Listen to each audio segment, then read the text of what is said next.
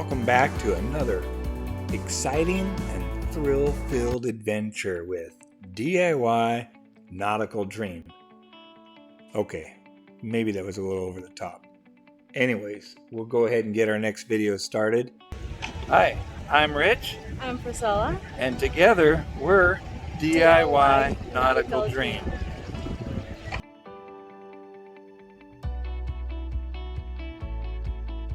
Welcome back to another edition of DIY Nautical Dream. I'm Priscilla. And I'm Rich. And in this episode, we're going to talk about our next boat that we went to review, which is a 1980 Formosa 51. It's another member of the Leaky Teaky family. This one's a little different than the last one we looked at. This one's a bigger boat, a lot more room inside, and first impressions, I would say this one's got potential. It's got lots of teak on the top sides. We're not saying this one's perfect by any stretch. It needs a lot of work for sure. It's more along the lines of kind of what we're looking for. It's very nautical. It's kind of got that pirate ship appeal to it. There's a lot of wood on the inside, a lot of teak, a lot of really nice craftsmanship has gone into the building and interior fit out of this boat. At first sight, when we walked up to this boat, this is what we saw, and we were very impressed with how it looked. It was, still needs some work. It's been sitting for a while, but it has the wow factor for sure. Caught both of our eyes really quick walking up to this one. At this point, we were pretty excited to get on board and see what was inside, what the rest of the boat looked like. Walking right up to it on the dock, taking a look at it from the outside, seeing it, the whole size of it, it's got really good potential. What did you think when you first saw it? Yeah, I like it. Yeah. It's just very large on the interior. On the inside, when you first come down the companionway stairs, you come into the first main area. One of the drawbacks, I think, of this layout was the galley was right at the end of the companionway stairs. As you walk in to the right, you walk right into the galley. So here you can see, as you come down the companionway stairs, right at the bottom of the steps, you will walk right into the galley off to your right. And it's not a preferred location for the galley. We'd prefer it more down farther into the lower salon area, but that's the way they did the layout on this one. But you'll see there's lots of teak inside this boat. The pirate swords are on the wall. It's got a nice large seating area at the table, and just a small navigation desk up over towards the front left. All in all, it's still a really nice layout, very roomy inside. Aft cabin was pretty good size. It had the windows in the transom we were looking for. It did not have a walk-around bed in the back, but I know sometimes they can modify them, so we looked at that as a possibility. So it definitely was still, it's not a steamroll bed. We don't have to roll across each other to wake each other up trying to get out of the bed. So that was good about the aft cabin, was large and roomy. Here you can see the aft cabin. You can see the master bed here. It does not have a walk around. It's not a walk around bed, but they do modify them. I've seen it done on other Formosas, and they are partial walk arounds, so it's doable. You can see there's lots of teak back here, and also the 3 windows in the aft transom, which really give it that pirate ship look. They had a composting toilet in there, which we're not fans. Yeah, we're not fans of that. I'm not sure even how those things work, but just the sound of it, I don't want to be looking at it or messing with it. Once it's out, we want it to be gone. We don't want to have to look at it or see it again. So composting toilet's a big negative on our deal. Here's a composting toilet we were talking about. It's just really not our thing. We don't like the idea of it, the whole concept and all that, but they are quite popular. We just don't have any experience with them and don't care to learn. Hey, if you have a better opinion on composting toilets, and we'd love to hear your comments on it, but for us, it's just not our thing. Up next is a forward bathroom or head. This is forward of the main salon area, and you can see here it has a normal marine toilet. It has a nice, fairly large stall shower area, and lots of teak throughout, which makes it very nice looking. One of the kind of drawbacks of this boat we noticed right away was up on the deck, the mast, our wooden mast, but they're in really good condition. They were definitely maintained and varnished and kept up, so they don't appear to have any rot on them whatsoever.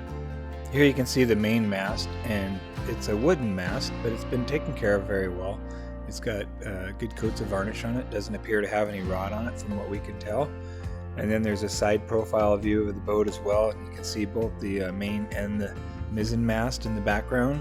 They again are out of wood, but very well cared for. If you look closely, you'll see there's something missing off of the main mast. Do you see what's missing? Well, when we noticed it, I commented it to the broker, and nobody had noticed that up until now.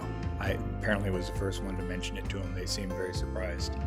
The rigging looks like there was a few things were updated, a few things were left the way they were, so the rigging on this has definitely got some big question marks. If you look at the deck, you'll see there's some pieces of the rigging actually missing. The main boom gone. A lot of the rigging cables for the forward mast appear to be missing or not hooked up properly. So there was a few question marks there that kind of lingered a little bit with us after we were done viewing the boat, but if you look closely, you'll see two lines forward where the anchor chains are supposed to guide through up on the bowsprit area, and I don't think that's appropriate rigging for the mast support, but I could be wrong on that, but it doesn't look right to us, and so we questioned that, and again, they seemed really surprised and act like they didn't know that was the case, or that was the way it was. But anyways, those are the kind of things you get surprised with on a used boat. You know, those are things that we could work out. I really like the butterfly hatches on the deck. Those are really nice, especially when you're down below and you're looking up through them. They let a lot of light inside the boat. This thing is just big. It was, I don't know why the Hudson Force 50 and the Formosa 51 are supposedly built on the same hull and everything, but this one just seemed a lot bigger. It seemed like it had a lot more freeboard, higher decks. It just looked like a bigger boat altogether. Here's one of the butterfly hatches we were talking about. These look really nice from down below, and when they're taken care of, they look really nice from up on deck as well, but they open up to let fresh air in, and they also allow a lot of light inside the main salon area down below, so they're really nice. They just give that nautical feel, but yet still have a really good purpose. It's one of those things we really like. It does need a lot of work. There was a lot of wiring exposed in the aft cabin. I don't know if somebody was troubleshooting or what the deal was. So here you can see the wires that are hanging down in the aft cabin. No real explanation why they're hanging down or what the reasoning is, but that's something that's definitely going to have to be looked into. And then forward, just below the forward mast, there are some wires hanging down there. And over by the wood stove or the diesel furnace that was over there were some exposed wires there, and also along where the TV set was. So there were some areas that had some wires exposed. Probably nothing major, but still, it's going to need to be addressed. Looking at the electrical panels, they looked like they had been updated somewhat, but not completed, and there was some older systems in there. So overall, electrical was going to need some attention on this boat, and just knowing that going into it, looking at a boat like this, you know there's going to be some money spent there. It doesn't have to be spent all at once, but over time, to make it safe and seaworthy, it'll need to be done right. For those that are wondering why we're looking at a boat in the condition we're looking at, you know, we set out from the very beginning. It's clear we're looking for a project boat. We're looking for something we can, you know, build it out, finish it out the way we want to with our own touch, and we'll get to know the boat really well. But we want a project boat. We're not going to go spend a ton of money on a boat that we know no matter how much you spend on a boat, you're going to be doing some work to it. So we just want to get something that's in our skill set, and we have a few years where we're willing to work on a boat, so it doesn't have to be pretty when we get it.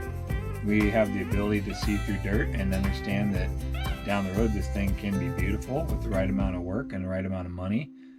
We have the ability to and the means to buy parts and fit it out and repair and do those things that are necessary Also, the day we viewed this boat was on a rainy day, and so that's the best time to view a Leaky Teaky is on a rainy day.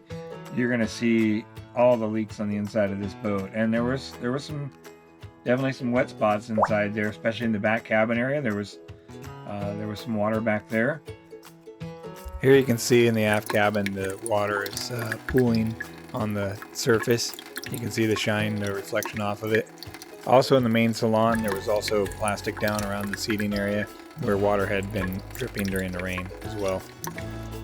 The salon down below, wow, that was a really nice area.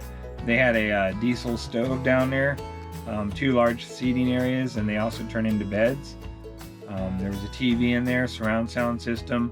That looked like the place where if we were going to hang out and relax, that looked like a really nice place to do it. Here you can see the lower salon area.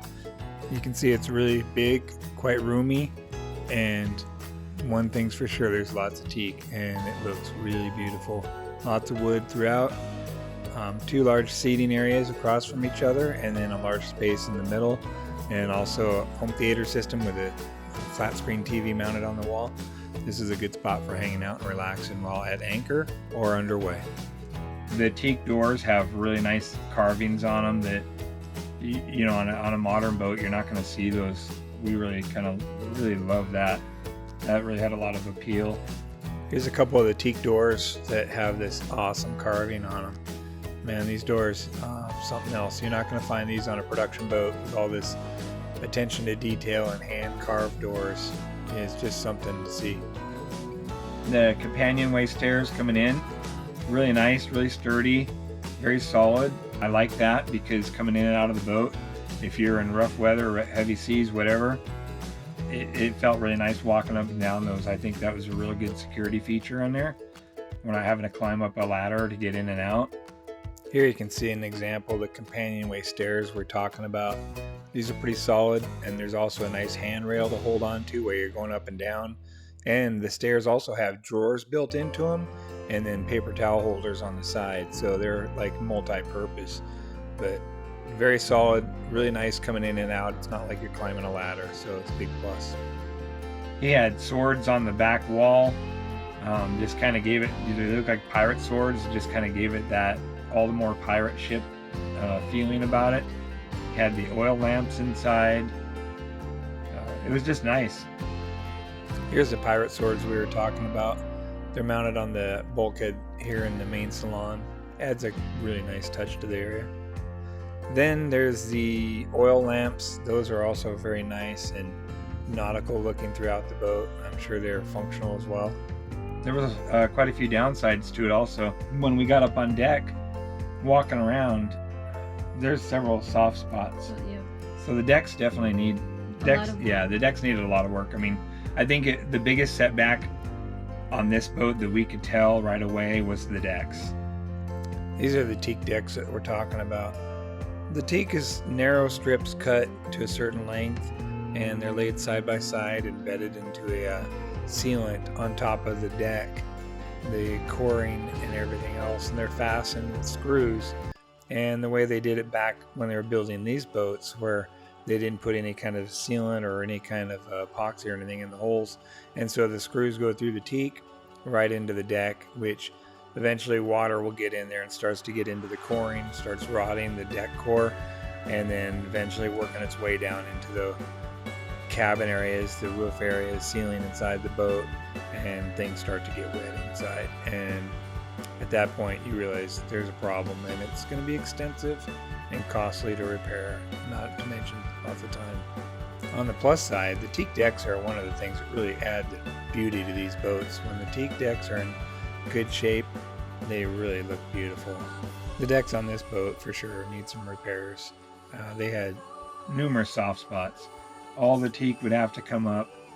You have to open up the top layers of the decks, cut back the fiberglass, remove all the rotted coring that's in there, and rebuild it back. And then the teak that's on there is not going to go back down because it's worn, it's weathered, it's old, it's thin in a lot of spots.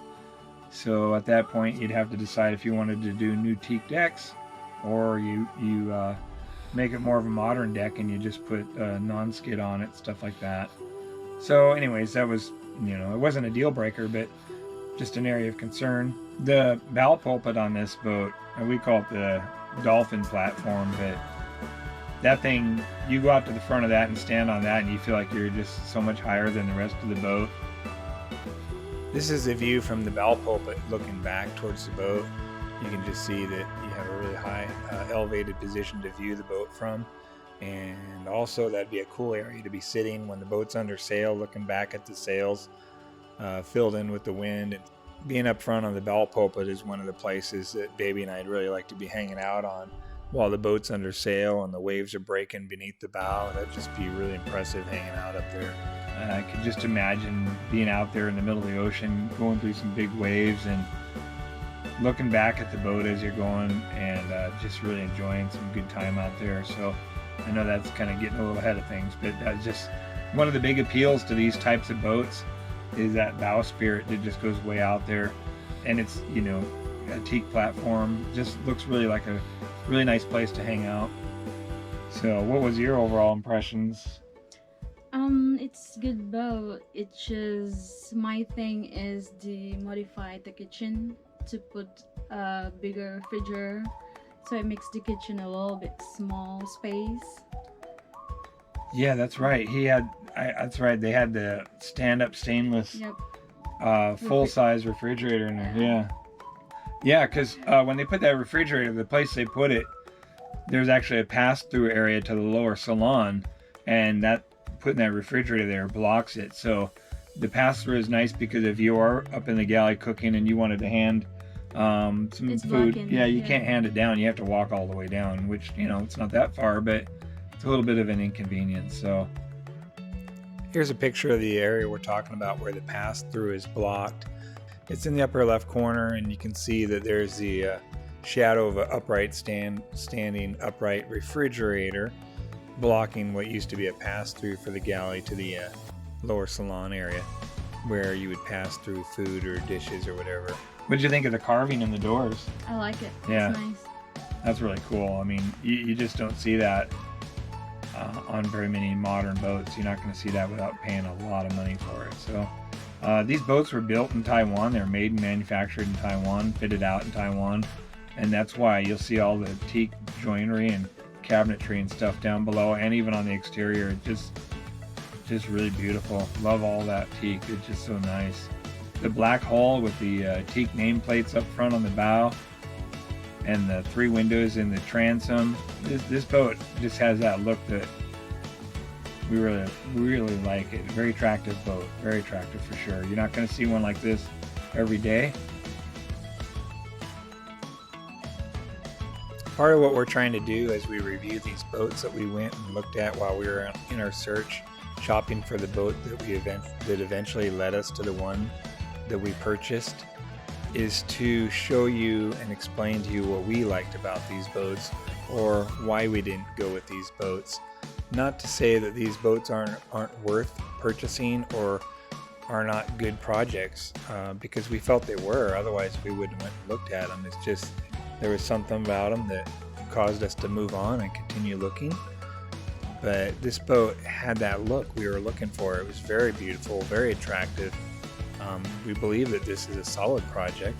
It's just at the time while we were searching, there were still a lot of questions, a lot of unknowns, and so we wanted to think about it and continue searching. So that's what we did, but we wanted to give it a good review and explain what we liked about it, just so that we can help tell the story of how we ended up with the boat we have today. Definitely there's some out here in better condition. This one, the price, the owner was not willing to come down on the price, and the price was a little high for the amount of work needed to get this boat back in serviceable condition, let alone seaworthy. And there was several pieces missing for the rigging, the boom. Just, a lot of unknowns. Does it run? What does it look like? We never even looked into the bilge. I'd be interested in seeing one that's in better shape, just to kind of compare and see if we could find something with a little bit more attractive pricing. He was priced high on this boat, and I guess his loan wasn't paid off, so he didn't quite hold the title to it, and he had a balance he needed to pay off in order to sell the boat. So that makes it difficult. So I'd say one of the things when you're boat shopping, especially a project boat, you want to find out if it's a broker or the person selling it, a private seller. You want to find out, do they have the title? Do they have the paperwork to the boat? Do they own it free and clear? Because if they don't, then that really limits your negotiating capabilities. You find it difficult to get the price you're looking for. You can't really negotiate on the price at that point. They don't hold the title to the boat. Overall opinion of the boat, we're very attracted to it. Really like the style of it. Really like the black hull with the gold boot stripe and the red bottom. Very nice with all the teak around it. We were both just really attracted to the outside look of this boat. Just the overall profile, the way it sat in the water. Dark hull, red bottom, all the teak on the exterior, tons of teak on the interior. The wide layout, open layout inside this boat. You could walk around freely in it, and it just was a really solid feeling boat. Yeah, it had a lot of things that needed attention, but overall it was still a worthy project that was worth taking on for the right person. It's just, it was early in our search, and we still had a lot of boats we wanted to look at. Could go on and on about this boat, but there's a lot of unknowns about it still too. I think if we were going to come back to this boat, we'll want to talk to the owner. We're going to, we let it sit on, let it sit on the market for a little while to soften up the price. So is this something you could see yourself crossing the ocean on our way to the Philippines or Thailand, Yeah. Oh yeah. Mm-hmm. I could, if it was fixed up, of course. Yeah. Mm-hmm. But it's pretty solid boat. Yeah, it feels like it's a really solid boat. So yeah, we're looking for a project boat, that's for sure. We're looking for a project boat, but not forever. No. We want to enjoy. Yeah, not a forever project, but something's going to take us a couple of years, that's fine, but definitely not a forever project. This one here, it's a few years worth of work for sure. Probably more a few years. Yeah, but we'll see, right? We just gotta go out and see what's out there. We're still getting started. This is our third boat that we've looked at in the search. We know this boat's not going to sell overnight. People are not going to buy this boat on a whim. This is somebody that's going to have to put some thought into it. And so we walk away knowing that we looked at it. This wasn't a real deep look. We know that just based on what we saw, there's a lot of work to be done. There's a lot of rot. There's a lot of areas that are leaking and need to be fixed. It has potential. It's a strong, solid boat. It's still in really good shape. And it's definitely a project worth taking on for the right person. We'll go from there. So next time. Till next time. Thank you for watching another episode of DIY and Nautical Dream. And don't forget to click like, subscribe, and comment. What do you think? Is this a project you'd be willing to take on? Or do you think this is just way out of there and run away, never looking back? What do you think? Leaky Teakies are Leaky Teakies for a reason, but they're beautiful boats. So that's where we're at on this one, and we'll go ahead and wrap this up. And until next time, see you. See ya. Don't forget to like and subscribe, and click the bell. Bye.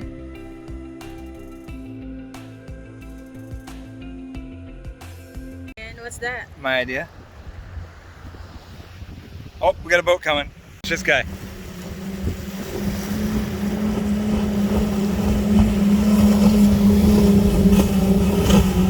Nice. Dang. 5 engines on the back. That was sweet.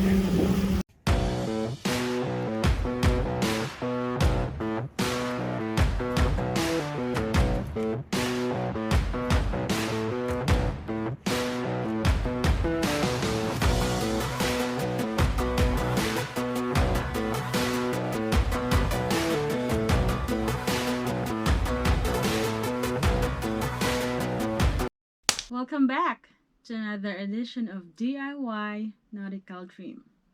And together, dude.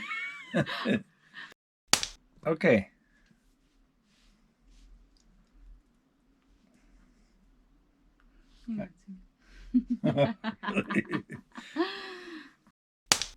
Welcome. Go for it.